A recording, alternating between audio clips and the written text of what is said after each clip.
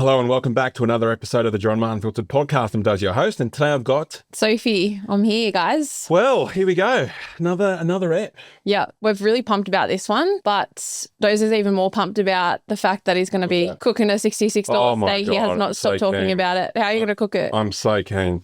I'm going on holidays tomorrow with the fam. We go to Bali for a couple of weeks. I'm absolutely pumped about it. So today's my last day at work for a little while. Soph's the boss from here on. She's going to make everyone work a 3-hour bloody work week and the whole thing. So yeah, to sort of celebrate what's been an awesome, start to the year, I've bought myself a $66 steak. Yeah, he literally will not stop talking about it. This man is obsessed with steak. Oh, for those steak eaters out there, and if this triggers you, Vegans. I don't really mind. It is you ready? Grass-fed. Wow. It's either a 2 or a 3 marble score because I don't like them too rich. I don't like them 7, 8s and 9s. It's too much for me. Grass-fed, grass-finished. It's the cattleman's cut. So it's the ribeye, which for those of you out there, shout out, if you're a bloody steak connoisseur fan, hit me up. It's the ribeye, which is the Scotch fillet with the bone. Everything tastes better on the bone. Ask me how I'm cooking it. I'll tell you. I already asked you. I'm cooking it on the Kamado, which is the big ceramic. One of your 7 barbecues. I've got 7 barbecues, yeah. It's been salt brining in the fridge overnight. It's a process called dry brining. Mm-hmm. Bit of rock salt. Shout out to the Brazilians that taught me this. And I'm going to do that reverse sear on the Kamado over charcoal. Specific type of charcoal? This is Argentinian charcoal. Yeah, shout out to the South Americans. So I'm absolutely pumped for that. And yes, there'll be some salad along the way. Don't worry, people. There'll be some salad. No fries. Maybe some fries. Yeah, no fries. So I'm absolutely thrilled for that. And for those of you that are listening, if you haven't had a family holiday for a little while, my challenge to you is book one in. Book one in and then figure out how you're going to do it along the way, because otherwise what happens is you just don't do the holidays, and it's important. There's more to life than these businesses, and that is why we talk about systems. Actually, it's a good segue into today's episode. What are we talking about today? Well, increasingly, we've had great owners reach out to us that have got like multi-million-dollar studios. Yeah. Money's not their problem anymore. They've got numbers that other studios would fucking die for. But guess what? They're still not happy yet. Still chaos behind the scenes. There's still chaos behind the scenes, and they feel like there's something still holding them back in the business. Yep. And I guess the point when they realise this is where they want to leverage out, where they want to scale, where they want to open the 2nd, the 3rd location, or they want to sort of elevate and do some other stuff with their time. They realise that actually they're still tied down. It's almost like the hot air balloon that's trying to float up, but it can't because it's tied down to 2 forward drives down the bottom. Yeah. So I had a chat with, one of the top studios in the world. I won't name any names because as soon as I give a hint, everyone will know who it is. But when we looked at the scorecard, you know what? It looks good. Yeah. Like these numbers look good. Like you had a net 25. Like most studios would absolutely murder someone for a net 25, but we found some other gaps. Who this episode is for the studios that are great, but there's gaps. And I want them to be ready to be the greatest of all time. I want them to be the GOATs. And so there's 3 things that I need them to know, because the reason why they're still feeling like they're a little bit trapped in the business, even though their numbers look great and they still feel like shit, is because they're missing 1 or more parts of, can you hit me with a drum roll? The golden triangle. And now there's like balloons. Like producers, fireworks and sound effects and... So yeah, the biggest thing you're going to get from this episode is how to reach the next level in your business when money is no longer a problem. And if we were to go a little bit deeper on the pain that they're feeling at the moment, so they know if they're listening to this, if this is the episode for them, what are they feeling? Well, they're feeling like even though they're making good money in their business, if I had to extract them from their business and come to Europe with me for 4 weeks, they probably still can't do that. It's almost like it's a level 3 owner revenue trapped in a level 1. The identity. Yeah, the identity or the realities of a level 1 or level 2, where they can't yet fully let go of some of the day-to-day responsibilities in their business. Yeah. Okay. Without having to check every 5 seconds or think that they're still one new hire away from everything being sorted out. If you feel like you're just one hire away, but you keep saying that every time you hire someone, then I reckon this episode's for you. If you feel like you don't really have a clear team design, then this episode is for you. If you don't have, one is going to be aggressive. If you feel like you don't have one throat to choke for every core KPI in your business, this episode is definitely for you. Yeah. Especially if you've got people in your business who are meant to be hitting those KPIs, but at the end of the day, the buck stops with you and you're the one that has to come in and save the day if that KPI isn't where it's meant to be. Yeah. Yeah. Because there's no proper accountability for that. Yeah. And particularly if I ask you things like, then who's your studio manager? And you go, well, it's kind of Sally, but we haven't really told Sally yet that it's actually Jeff. And Rupert thinks he's the membership manager, but he's actually the marketing coordinator, but we just haven't had that conversation with him yet. Like, if things still feel a little bit grey internally, then fuck, strap yourself in. Yeah. Yeah. Can I get into it yet? I think you can. Okay, Let's good. do it. I believe in order to have a fully functional, high-performing team, instead of just heading out there and hiring someone to fill a gap in your business or in your team, you need to have the golden triangle. And the golden triangle consists of these 3 parts. The first one is you've got to have organization or team design. What the fuck is that? I'll tell you. Number 2 is you've got to have a team identity. Remember ours? Yep. Don't tell them. But do you remember ours? Of course I do. Yes, you do. And number 3, you've got to have an accountability chart. Ask me what that is. I'll tell you later. Otherwise, the reason why you feel burnt out and overwhelmed or still doing everything yourself, even though money is not your problem anymore, it's because you don't have 1 or 3 of those parts. And basically, if you could imagine a diagram, it's you, and then there's an arrow down, and there's like a big circle, and in that circle is just like put trainers in there. And it's like you've just got like a pool of trainers, of casuals. And you guys know, like we've always said, like they might exist, but we've never met them. A high-performing, profitable studio with a happy owner, with a team full of casuals. Yeah, we've got an episode about it. We've never met them. Yeah. Okay. So the first element is organizational team design. Now, this is about how you structure your team for the future, a team formation stacked with the right roles in order to achieve your vision and goals in your business. So this is literally, if we were sitting down here with a coffee, and we've done this before with other people, it's like we literally sit down, turn the napkin over, get the pen out, and draw some boxes. Think of yourself as like a coach. Like I know this episode will be airing, in a few weeks' time, but like for the NRL fans out there, this Wednesday, it's the game 3, the decider for the State of Origin. And right now, like the 2 coaches, shout out to Joshy, would have done a team design. Yeah. They would have done a team design. They would have looked at the strategy on how to beat the other team. And they've got some tall wingers. So that means they're probably going to be doing some aerial defense. Aerial defense, good. So we need to pick some tall wingers because they're probably going to attack the sidelines. Or we think the game will be won up through the middle. So that means we're going to need to get, that's right, some really big forwards to just drive the ball. Exactly what I've been saying this whole time. That's all you've been saying. Yeah. Just drive the ball up through the middle. So like there is a team design aspect of this. Or, we think in order to win this game, we're probably going to need to score about 34 points. We need to design this team for point scorers. I was going to say that. No, I actually was. I know you were. So that's your team design. So I want to ask you, in your future state, for the kind of business you want to have, for the kind of team you want to do, for the sorts of team that has the strength that complements yours and also covers up for the things that you don't want to do, what does that team need to look like?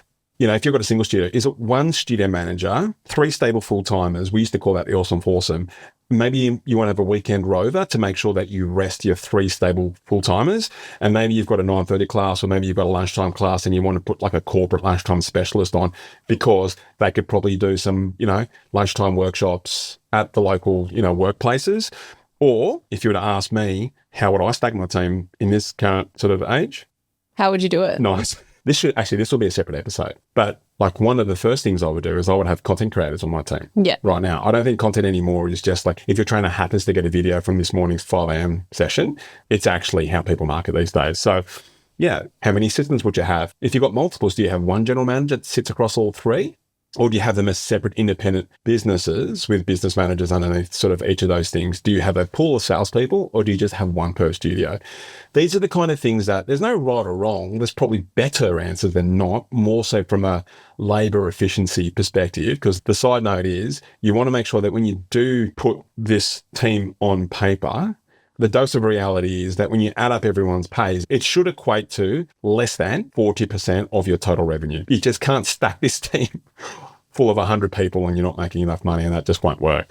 You compare that to what we typically see with many studio and gym owners. They just make the mistake of falling into what we call the just fill the gap trap. Yeah? Yeah. The fill the gap trap. It's like, fuck, I think I hired this unicorn. They've just put their notice in. They've got to leave because their wife got a job somewhere else or their husband got a job somewhere else, and there's 20 shifts. Fuck, fill the gap, quick. And then they post a job ad, 2 arms, 2 legs. Yep, you're good enough. And then we bring them into the business. And then that's how, like, over time, you do that a couple of times, you've just got a team full of spare parts. Yeah. You don't have a team that is by design. It's by accident. And it's also not the most fulfilling for the people that are on the team themselves. They're just doing odd bits. not anything's. Yeah. When you have a team that's not by design, but by accident, your numbers reflect that. Random team, random results. Random team, random results. So to summarize that, proper organizational team design will help you free yourself from just that feeling of feeling alone in your business. I remember what it was like. Remember our first studio? Fuck, I think our last morning class finished at 8:15. By 8:16, the trains were gone, out the door. Gone like a flash. It was the fastest they moved that morning. It's just me sitting there in this massive 500 square meter studio. You know, I turned the lights off to save money on the power bill because we weren't doing that great. And I was sitting there doing work underneath like the dim light of like the screens that were on, which we bought from like Kogan because they're $500 screens because we couldn't afford good ones. And I'm just sitting there going, fucking hell, like, how do these trainers think I pay for these shifts? Like, how they just turn up and there's members here. I don't feel good about this. I just, you know, reciprocity is a big thing for me as like an energy exchange. Like, I don't feel good about this. So that's why it completely changed everything. I had to get to that moment to kind of figure this out. Well, then I sat there and went, well, what is my team there? If I had to design my dream team, how would I do it? And then that's when I went, well, there's fucking me. Then there's going to be a manager. And then I'm going to have like a stable 3 trainers that basically become the spine across the week. So my members feel like they've got some stability, some security in the roster. And I feel like I've actually got people with me on this journey. Because otherwise, if you want to go faster, go alone. If you want to go further, you go with other people. So that's why I kind of designed it that way. But I also knew that I didn't want you guys to like worry about all the fucking admin. Because to be honest, if I stacked your role for making sure that you provided as much market value as possible, then I wanted to kind of optimize your role for relationships, for rollovers, for retention, for running awesome programs, for running awesome sessions and running an awesome team. The rest of it, if it didn't make me money through you or it didn't kind of increase the satisfaction for the members, I got rid of that and that went to an assistant from the start, right? I never logged into Mindbody to run a report. I never did any of the back-end emails, processing suspensions. I wouldn't know how. Still don't know. And people listening to this must be going, what the fuck are they talking about? But it's like, what did you do then? Genuinely, your role, I'm going to include the screenshot. Yeah, I'm going to have it in the 3 show circles. notes that is dated. So you guys know I'm not full of shit. Where I sat down with Soph at the cafe and went, this is going to be a role. And it was 3 circles. And none of that had to do with admin. So that went to an assistant. And those assistants are still with us to this day. Shout out to Mika.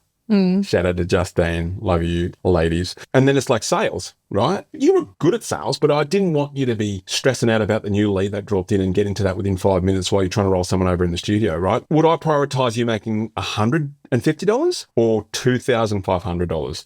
That's pretty fucking obvious, right? So then that's when I brought in a salesperson for sale. And then eventually I taught the assistants on how to run the media, like how to run the media buying. So I came up with the strategy. They pressed the buttons. Magic or Anna made the sales, set them down to the studio. You did the fucking rollovers and you kept them in the business. And that was the team. What a fucking team. That team took us to $1 million. That team took over another studio, took that to sold out, in and out of various fucking lockdowns. And that's the same formation that we still see to this day, the dual converter formation. That's still the same formation that we see in the top studios that we coach all around the world. Yeah. So that's team design. Team design. Yep. It didn't just happen by accident that we all hit our targets. We had to know what they were and we had to be coached on them. 100%. 100%. So if you're going, right, those sold, how to design your dream team? Literally sit down, pull over.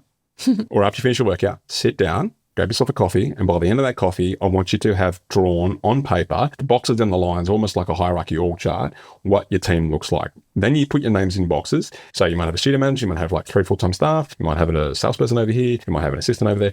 Now put names in boxes. And if you don't have a name for that box, put yourself in there. It's you. It's you. But at least you start to know well, here's almost like my hiring sequence. And then each one of those boxes, if they're different roles, they each need a playbook on how to do their job well. Too many times where you see owners go, well, you're in that box, good luck. And then they get angry or frustrated. And this used to be me. Frustrated at someone because they couldn't do their job properly, but you never show them how to do that. And you spent most of your days thinking that they were stupid. And guess what? So were they. And that's the tragedy in that kind of exchange. So now you've got your design. It's just probably going to look like a bunch of lines and boxes. And it's quite a rational thing. Now, pro tip, in your team design, you've got to have succession planning in place. Ask me what that is. What is it? I'll tell you. What happens if they go down? What happens if your manager goes down? What happens if they get hit by a donkey? What happens if they get Rona? What happens if they get sick or want to go to Europe for 6 weeks, which they bloody should? Avoid the panic and have the next person waiting. We always had the next one in line. Otherwise, you get into that panic cycle again. So there's an old adage that I want everyone to think about. If you've got two, you got one. If you've got one, you got none. Even if it took you 9 months to find the best manager, and it took you 9 months of grooming that person into being an awesome manager, having a assistant manager waiting to go. We had captains, we had vice captains. We had salespeople, we had someone else that knew how to make sales. Like I was a backup media buyer and I knew how to do everything. So that's why as owners, it's so important that we know how to do everything so that we can always be at least plan C. Don't be plan B though. Okay, so now you look down at your sheet and you've got some names, you got some boxes, you got some squiggly lines, and maybe you've got different versions of that. The next part you want to do to ignite those names and that sort of team design is a team identity. Now, we're all fucking big on this. I've always been really big on this. And I believe team identity is crucial for any business. Yeah, well, we've spoken about this before, but our team identity was the Avengers. And I think the biggest thing is like, it made you feel like you're a part of something. You could come up with the way that you're going to contribute to that. It added substance to the team and it made it something that was exciting. And I felt so privileged that I got to be on that team in the first place because you'd put the thought into actually creating the identity in the first place. We were all united. It wasn't just one of us trying to do our very best and then the rest of them were just bludgers. Like we were all in, all of us. And that's a really special thing to be a part of, especially when for thousands, millions of years, that's literally what the human need is, like to belong to something. And contribution as well and purpose for a high performer or someone who wants to actually do something with themselves.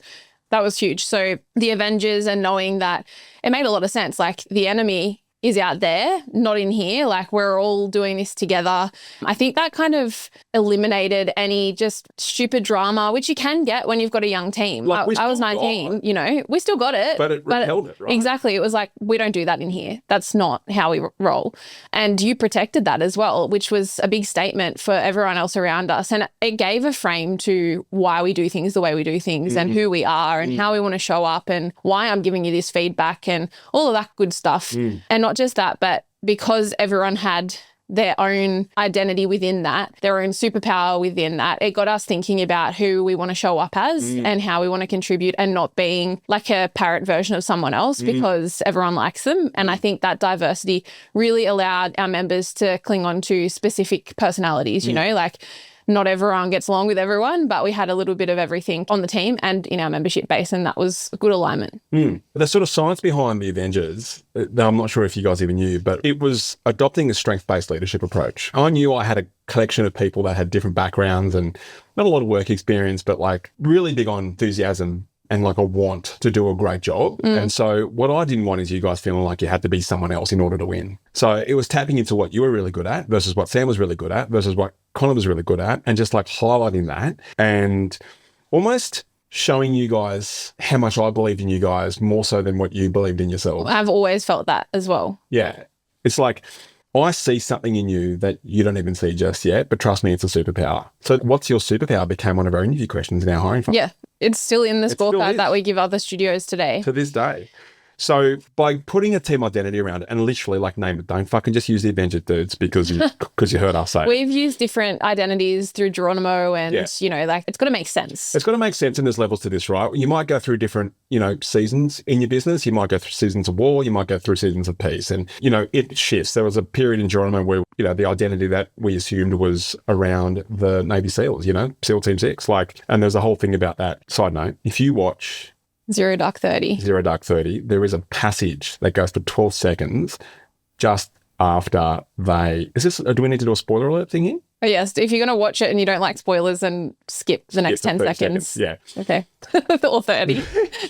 They're now 30. No. After they've, I think, completed their mission, shall we say? Great. Yep. Good on you. The code word was Geronimo. That's not why I named the business this, but it was a really poetic moment, if you will, when we had that identity and we hit our target after shit went sideways. Yeah, that's what it's all about as well. Like it really allows you to sink into the achievement of a mission or a goal that you've done as that team identity. Like we fucking did it. Yeah. So you're going to really struggle to come up with a team identity if you have a lack of clear vision and values. Yeah. So I'd start there. You're going to really struggle doing that if you're going to ignore individual strengths in your team. So think about your team right now. If you've been ignoring individual strengths, then you're going to struggle coming up with an authentic team identity. Yeah, I think as well, trying to shoehorn someone into a role just because you need to fill it. Yeah. Rather than it's actually a strength of theirs. Yeah. If you don't embrace inclusivity, you're going to struggle.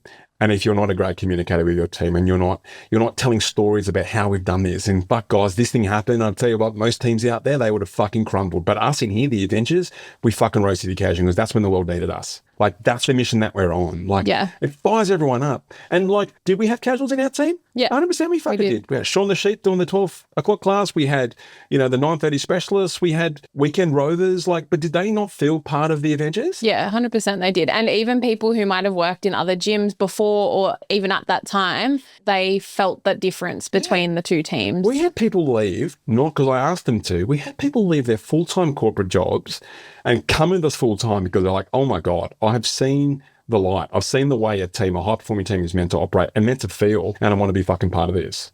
So that's the second part. So now you've got your organizational structure, or your team design, you've got the lines and you've got the boxes and you've got some names. You've sort of ignited that with a team identity.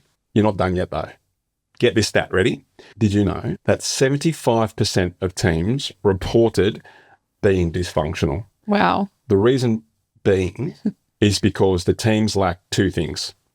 They lacked accountability and they lacked a clear objective. What the fuck am I meant to be doing on this team? Like, where are we going as a company and what's my bit in it? Right now, we're going to supercharge your organizational structure by turning it from an org chart to an accountability chart. This is the number one thing I see studios do wrong. Like, anytime we've got a team or a studio who has a team that's not performing, it's because they're missing this. Okay, so if they're low on sales, we go, okay, well, who's in charge of sales? And you're like, well, it's Sally on Mondays and Tuesdays and Fran on Thursdays and Fridays. And if they can't get to it, then it's basically just me. So when I get to it. When I get to it. Yeah. But I'm busy. And then it's, all right, cool. Even if you do have someone who's in charge of that, say it's Peter, when Peter's low on sales, when's your team meeting to hold him accountable? And we don't have one. How do you actually have that conversation? I don't. Like, exactly. Literally, I had a one-on-one with, I'm not going to name names, but like a top studio in the world. That was the exchange. I'm not shitbagging him. Well, yeah, because he's doing something about it. He's doing something about it. So fucking shout out to this bloke. Like you don't necessarily want to do this or have those skills where you've spent all this time building the skills of growing a studio. Now it's to build the skills of running one. Yeah, done a phenomenal job, mad respect, but there's gaps. Yeah. So and it's not just him, like it's other multi-million-dollar studios that we've worked with are missing some of these. And it's not their fault because it's what we got taught through school, right? Or not taught. Or not taught. But the problem with the typical org chart that you might experience, at your workplace is that it's more about reporting lines than it is about accountability. It's more about reporting lines than it is about fucking performance and getting shit done. So the flip here is all you need to do, there's one thing that you need to do to turn your typical shit, 75% dysfunctional org chart into an accountability chart, and that is to assign KPIs to every single fucking box that you're looking at right now in front of you. Every single person in your company needs to be waking up with one number that they're focused on. There might be a few, but there's literally one main number that they're focused on. If I showed you our accountability chart in Geronimo, like it's in our Notion space, it's internal, everyone in our company can see it. It is very obvious whose throat gets choked. That doesn't really happen. We've got a HR now. That's a lie. Yeah, okay. But we know who to call if that number is low or is outside of KPI. Well, it's not even to call. It's like that's the person in the weekly meeting we have about the numbers who is reporting back and telling their plan. It's not Dozer going, oh, well, your sales numbers are off, so let's do this. And it's what's your plan? Like, where do you need help with that? Coaching them up to hit the target. Yeah. And look, if you get this right, fuck man, it's going to completely change the whole dynamic of your team. Because then, it's going to be really clear who's responsible for what, who's accountable for what great looks like, and how am I going against that? It's not like if you're not hitting that number, then you're sacked. It's like your job as an owner is to coach up.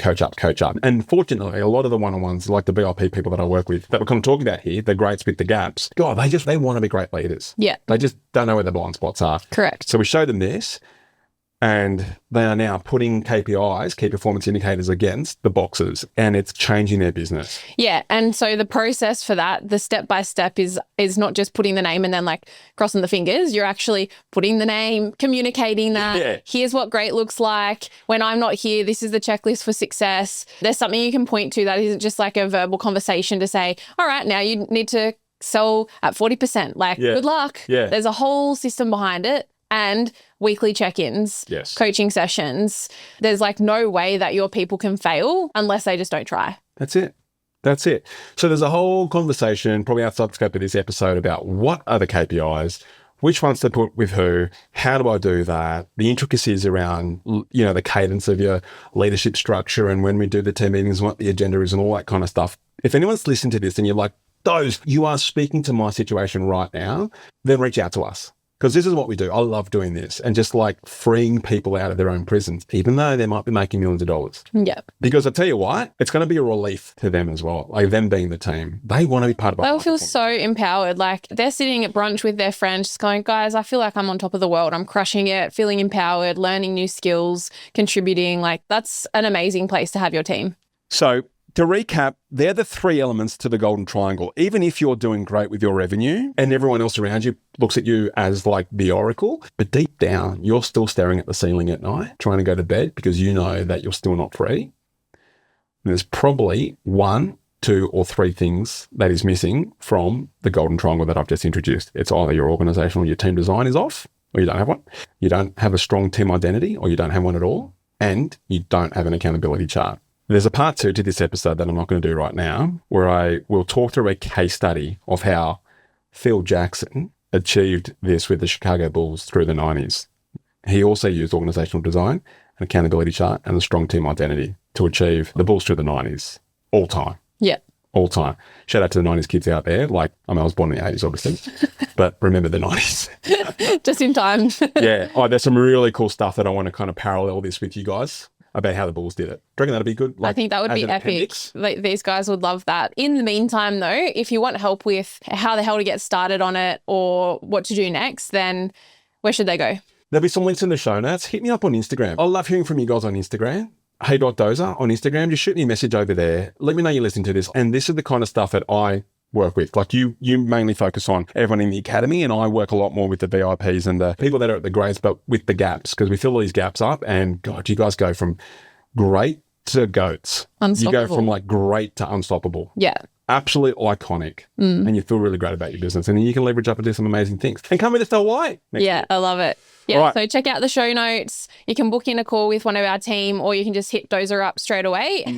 All right, team. Love you lots. If this episode if it hit you like a ton of bricks and you know someone else that probably needs to hear this as well, flick it over to them. Love hearing from you guys. One day we'll meet. And yeah, peace. Bye. Bye.